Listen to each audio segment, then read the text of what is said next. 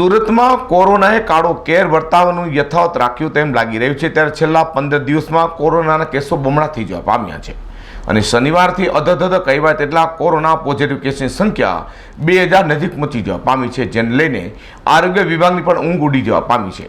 સુરતમાં નવા આવેલા પોઝિટિવ કેસોમાં કોરોના વોરિયર્સ સહિતના સપડા પામ્યા છે।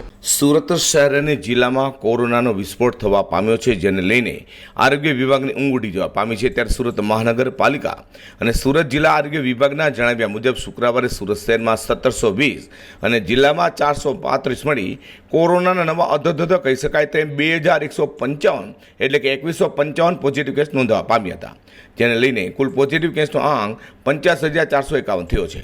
સુરત શહેર અને જિલ્લામાં વધુ 26ના મોત સાથે કુલ મૃતાંક 1430 છે।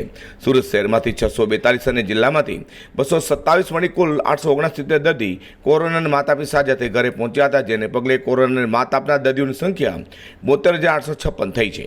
હાલ શહેર અને જિલ્લામાં કુલ એક્ટિવ કેસની સંખ્યા 11165 છે, જેમાં સુરત સિટીમાં 66883 કોરોના પોઝિટિવ કેસમાં 1188ના મોત થવા પામ્યા છે।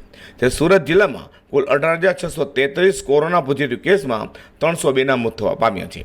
સુરત શહેરમાંથી 56911 અને સુરત જિલ્લામાં 15945 દર્દી કોરોનાના માત આપી સાજા થઈ ઘરે પણ પહોંચ્યા છે। અઝર કુરેશી સાથે પ્રકાશવાળા, G20 ન્યૂઝ।